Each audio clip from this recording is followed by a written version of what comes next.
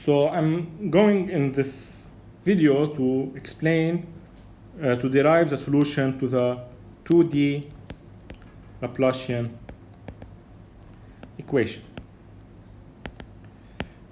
which I can write it as uxx plus uyy equal to 0, where u is a function of x and y. Okay. Now some physical interpretation of the following physical interpretation. What is the 1D wave equation? The 1D wave equation is utt equal uxx c squared uxx. This is for modeling a wave on a string, on a one-dimensional object.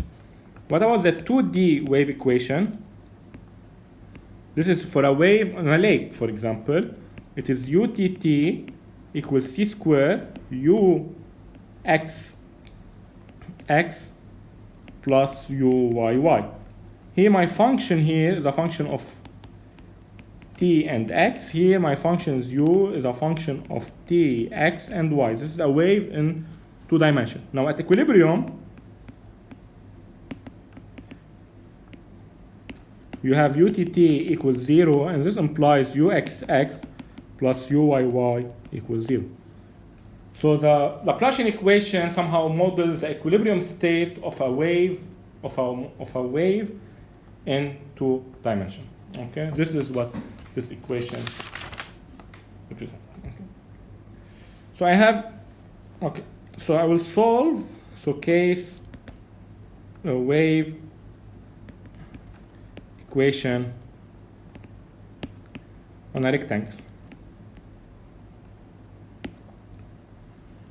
Okay, so this is my wave equation. I have a rectangle here, 0, A, maybe this is B. Okay, so I have uxx plus uyy equals 0. 0 smaller than x smaller than A, y smaller than 0 smaller than B. This is x, this is y. I will apply force. I have ux0 equal f of x. So here I have f of x. And I assume that in the other 3 sides, it's 0, 0, 0, 0. So what if it's not? Then you will see uxb equals 0, u0y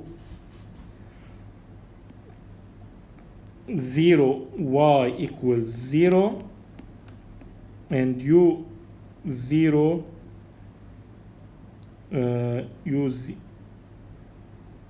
uxb u and how uay equal 0. Okay, so this is an operator and it depends only on x. It's an operator that depends only on y, and they're separated. So I can write, I look for solution of the form uxy equal, we look first f of x times g of y. But let's see the initial condition. So if I want to take a sum, okay, remember this, I want to take a sum. So if I want to take a sum, I know that if a solution satisfies this equation, then the sum satisfies equations. This is good. Not for this one, but for this one, yes. If you have two solutions that satisfies conditions, their sum satisfies condition. Similarly for this one, similarly for this one. So satisfying uxx plus uyy equal to 0, uxb equal to 0, u0y equal to 0, and uay equal to 0. Okay. So this means, let's see these 3 conditions, what they give me. So uxb is f of x. So uxb equal f of x g of b equal to 0. This implies what? This implies that g of b is equal to 0. Now u0y equal f of 0 g of y equal to 0. This gives me f of 0 equal to 0. uay equal f of a g of y equal to 0. This implies f of a equal to 0. So I have more conditions on f. So I will solve things according to f. Okay. and then good use y. So I have uxx plus uyy, 0 equals this. So this means f double prime of x, g of y, plus f of x, g double prime of y. And this implies that f double prime of x over f of x equal g double prime of y over g of y, but I have a minus sign. Well, I have to decide where to put the minus, here or here. It doesn't matter, but since it seems that it's easier to solve for f, I will choose the easiest ODE for f. So I will put the constant, all the constant on the side of g. Now this is a function of x only, this is a function of y only. They are equal, then they are equal to a constant. So this implies that f double prime minus lambda f equal to 0, with f of a, f of 0 equal f of a equals 0, and g double prime plus lambda g equals 0, with I have g of b equal to 0. So I will solve f, okay, according to lambda, and then if f survive, I will find g, okay. So let's see. So here this is m squared minus lambda equals 0. So case 1, lambda equal to 0. So this means m squared equal to 0, which means m equals 0 double root, or f double prime equal to 0. So this means f of x equal big A x plus big B. So I'll start using big A and big B as coefficients, as opposed to the Fourier coefficient, which are little f and little b. Maybe I should have done this from the very beginning. So ax plus b, and then now I have f of 0 equal b equals 0, and f of little a equal big A times little a equals 0, which implies big A equal to 0. Little a is a constant, and little b is a constant. So this implies f of x is identically 0. But if f is identically 0, do I need to find g? I don't need to find g, because this implies that uxy is 0, and I got the trivial solution. Okay. Now case 2, lambda is positive, i.e. lambda equal w squared. Then I have, this is m squared minus lambda. Then I have m squared minus w squared equal to 0, so m equal plus or minus w. By the way, it's not always lambda equal lambda positive. It depends on the ODE you get here. For example, if you get f double prime minus lambda f plus 1 equal to 0, or sorry, f the minus lambda plus lambda equal lambda 0, then here you will have to calculate delta, and then delta will be 1 minus 4 lambda squared, and you'll have 3 cases here. 1 minus 4 lambda squared equal to 0, or 1 minus 4 lambda squared is positive, and then you put this is equal to omega squared, or 1 minus 4 lambda squared is negative, and then you put this is equal to minus omega squared. Okay, you will see such examples in the homework or in previous exams, but in the lecture I will solve the standard one, which are the wave that I solved in the previous lecture, and the heat, which I already solved, the heat with decay I solved, and the Laplacian equation. This is what I will do in the lecture. Now m is plus or minus w, so f of x is equal a e to the wx plus b e to the minus wx. Now I have f of 0 equal a plus b equals 0, implying b equal minus a. And I have big F of little a equal a e to the wa plus b e to the minus wa equals 0. But b is minus a, so you get a times e to the w little a minus e to the minus w little a equals 0. This is different than 0 y, because w and a are both different than 0. They are positive. Whoops. So this... Okay. So this implies that a equals 0, imply b equals 0, imply f of x is 0, imply uxy is trivial. I don't need to find g. Now case 3, I have lambda equal negative, so lambda equal minus w squared. Then you get m squared plus w squared equals 0, so m equal plus or minus iw. Then f of x is big A cosine wx plus big B sine wx. And now I have f of 0 equal a equals 0. So f of x is b sine wx. F of little a equal b sine wa equal to 0. Now if sine wa, same argument, different than 0, this implies b equals 0, which imply f of x is identically 0, which imply u of xy is 0, which I get trivial solution. Now if sine wa equals 0, this gives me b can be anything. So this is the only case, so this case survived. So but sine wa equals 0 if and only if wa is equal to n pi, where n is 1, 2, 3. So w equal n pi over a. And these are the only w that survive.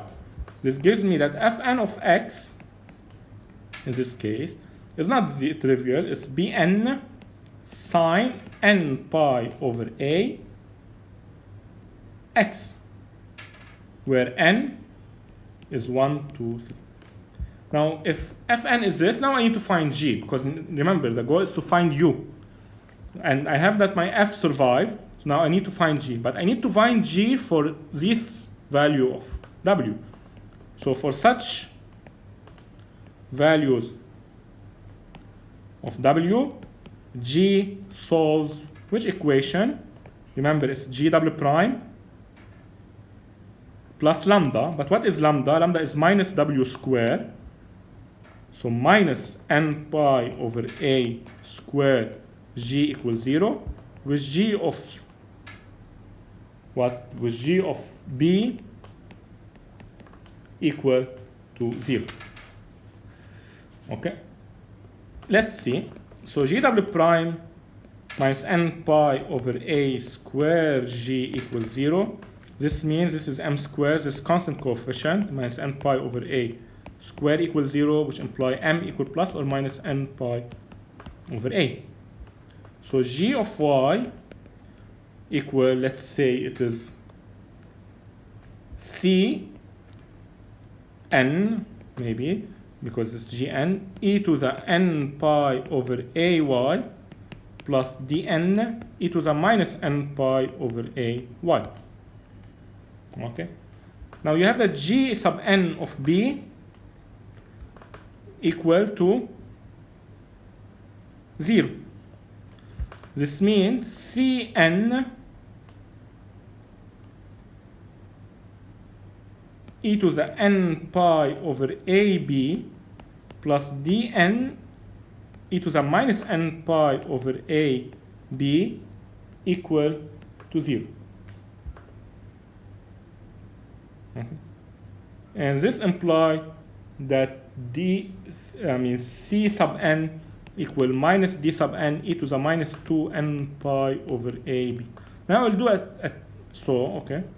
So gn of y equal d sub n times e to the minus, well, if you want to do it slowly, d sub n, okay, g sub n of y, c sub n is minus d sub n e to the minus 2n pi over ab times e to the n pi over ay plus d sub n e to the minus n pi over ay. So g sub n of y is equal to d sub n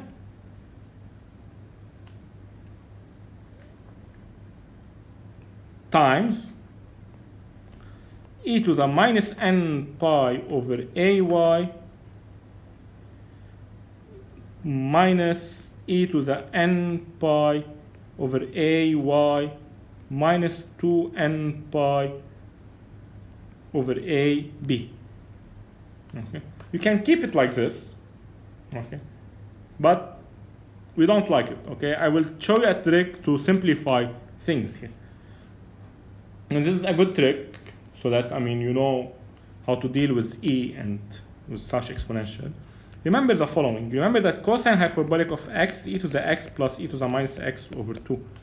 And sine hyperbolic of x is equal to e to the x minus e to the minus x over 2. Now if I have, for example, 1 minus e to the minus x, how do I write this in terms of sine hyperbolic and cosine hyperbolic? I mean, you used to do this, or you should know how to do this for cosine and sine. You take e to the, you divide this by 2. So this will be e to the minus x over 2. And this will be here e to the x over 2 minus e to the minus x over 2. And this will be 2 e to the minus x over 2 sine hyperbolic of x over 2. Okay. So this is, I mean, one way to write things in a simplified, to simplify things. Okay. So now g sub n of y is e to the minus n pi over a and e to the n pi y over a, and then you have to, you take something as a common factor, okay? So that I get a cosine hyperbolic and a sine hyperbolic. So let's take first this one as a common factor. So you will get d sub n e to the minus n pi over ay times 1 minus e to the, I took 2n pi over a y minus 2n pi b over a. Now take the middle of this, so this will be g sub n of y equal d sub n e to the minus n pi over ay times, take the half of this. This is now your x. What is the half of this? It is e to the n pi over ay minus n pi b over a times e to the minus n pi over ay plus n pi b over a, because this is 1. If you multiply this by this, you get 1, minus e to the n pi over ay minus n pi over a times b. Okay? So you get g sub n of y is equal, this with this get you 1, this with this give you 0, so either 0 is 1, is d sub n e to the minus n pi b over a times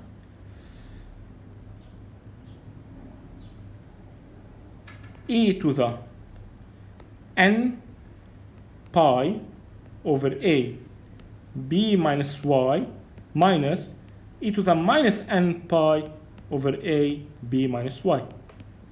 So this is equal to dn e to the minus n pi over ab times sine hyperbolic of n pi over a b minus y.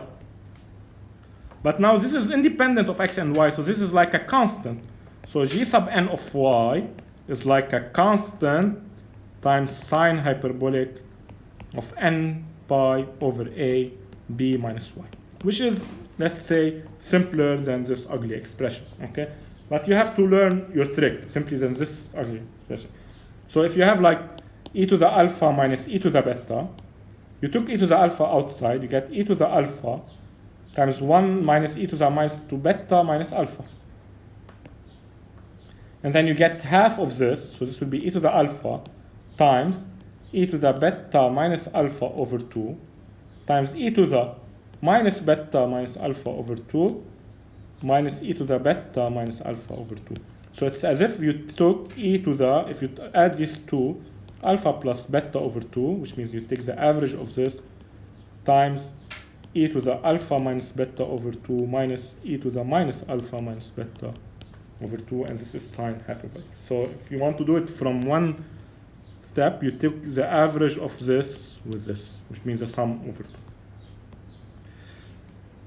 Anyway, so this, all this is to simplify g sub n. So what is u sub n of xy in this case? It is f sub n of x times g sub n of y. Now f sub n of x times g sub n of y, I multiply the following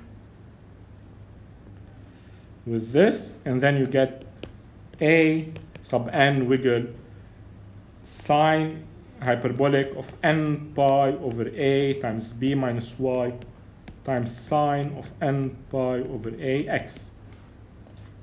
And all these functions. So which are the functions that survive? These are the only function that survives. Case 1, case 2, case 3. This is the only function that survive.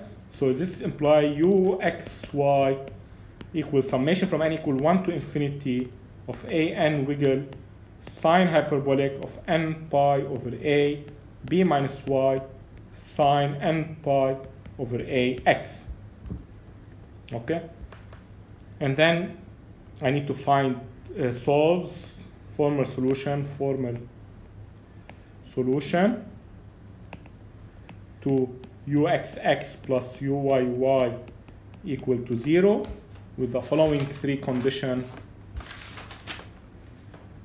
ux0 equal f, no, this is not a condition. Uay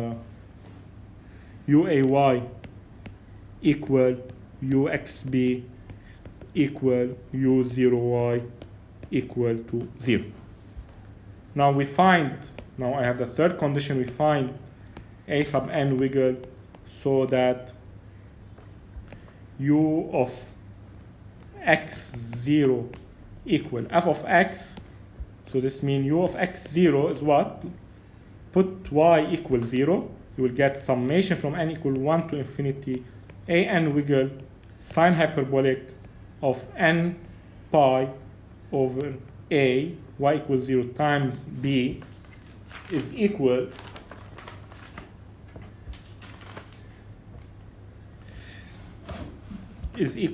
to times sine n pi over a x is equal to f of x. So this means we need to write f as a linear combination.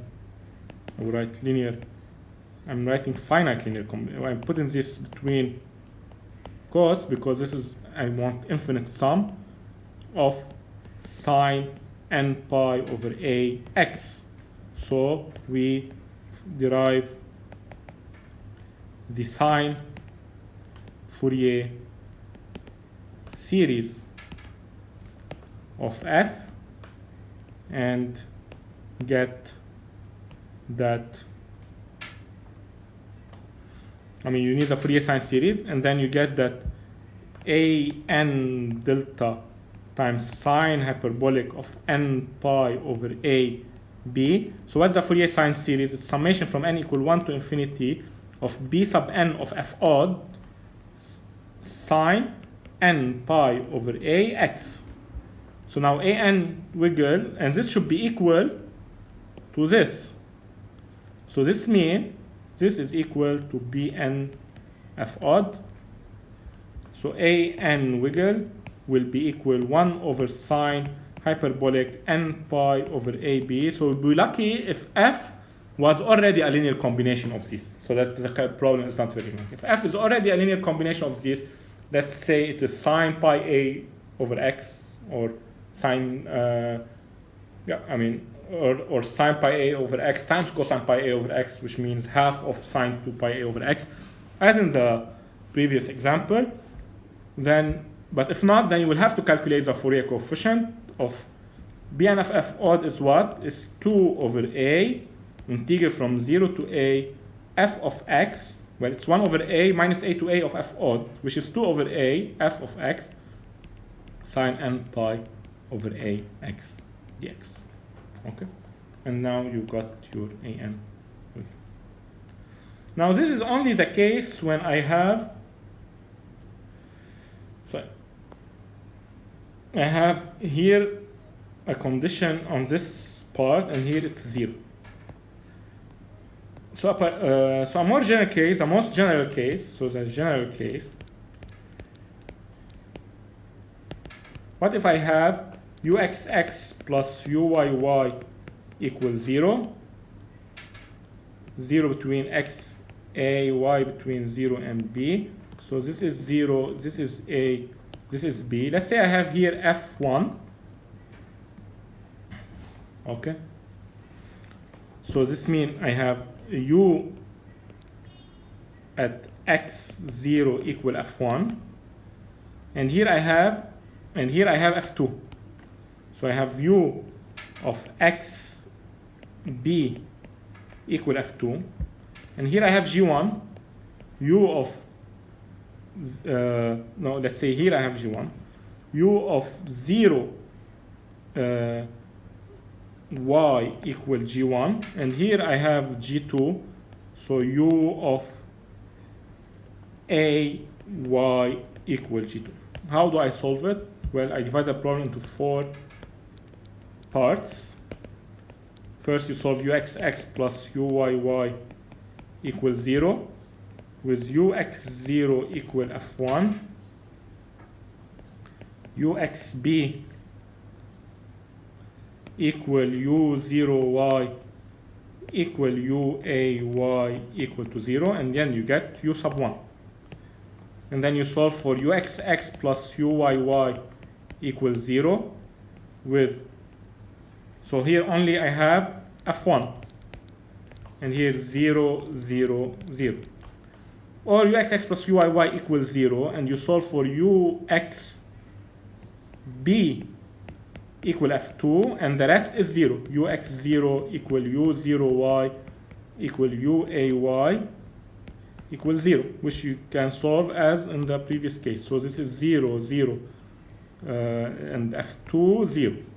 And then you get u2. And next, you solve uxx plus uyy equal to 0, and you have u0y. What was u0y in this case? g1.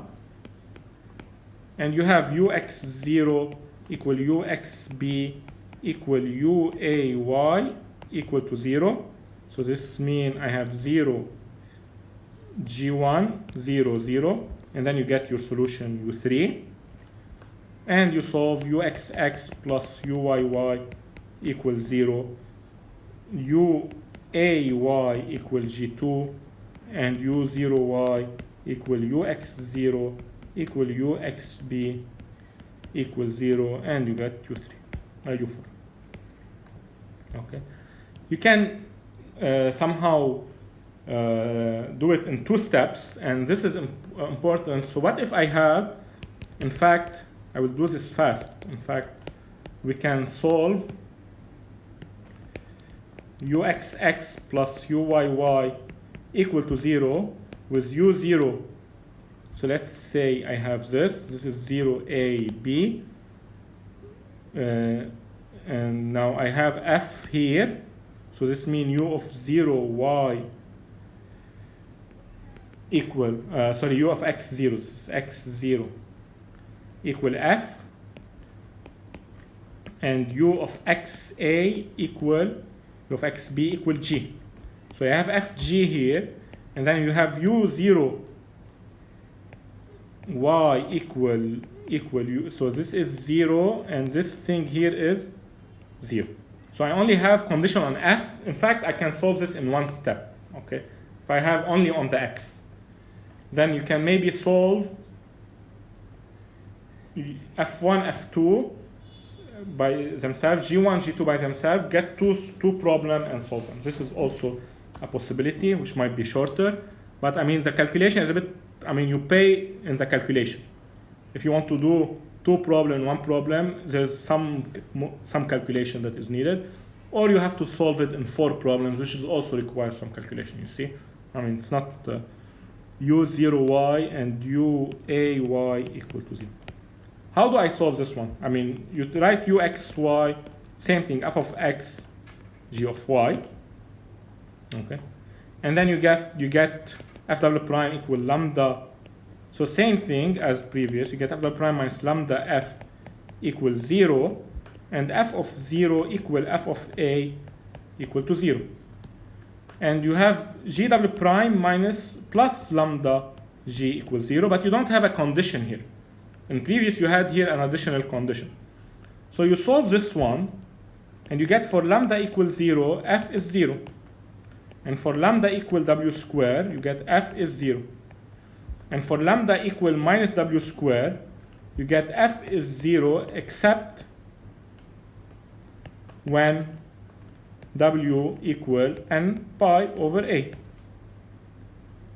Okay.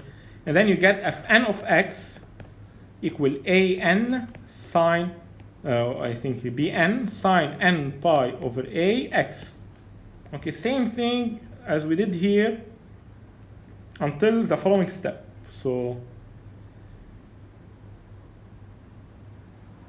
same thing as here. Now you solve. Okay. Next, you solve g double prime minus n pi over a square g, but here you don't have an additional condition, 0, and then you get g of y equal a maybe cn e to the n pi over ay plus dn e to the minus n pi over ay. Okay.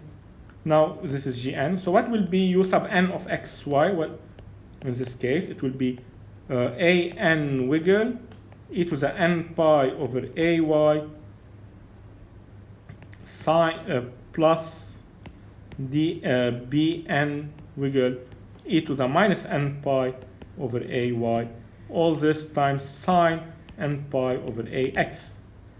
And this will be then your uxy will be summation from n equal 1 to infinity an wiggle e to the n pi over ay plus bn wiggle e to the minus n pi over ay sine n pi over ax. Okay. As long as I can solve f completely, I'm good. The problem is if I had f and g here, this wouldn't be enough, because you will have one condition on the left and one condition on the right, and you will not find and you will not be able to eliminate cases. But here you were able to eliminate cases as long as you have enough conditions for f. Now am I done? Now I want ux 0. This is the condition, yes. Ux 0 equal f. Ux 0 equal f. So this means an summation from n equal 1 to infinity of an wiggle plus b sub n wiggle times sine n pi over ax. This is equal to f. And this implies that an wiggle plus bn wiggle is equal bn of f odd, the Fourier coefficient of the sine series of f. And next you have uxb equal g.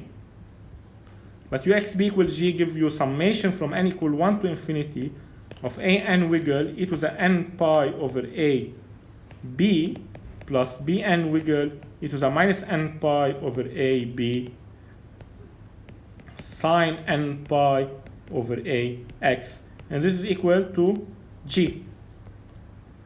So this means that this is a Fourier. So this means an wiggle e to the minus n pi over a b plus bn wiggle e to the minus n pi over a b is equal, you take the sine Fourier series, is equal b sub n of g odd.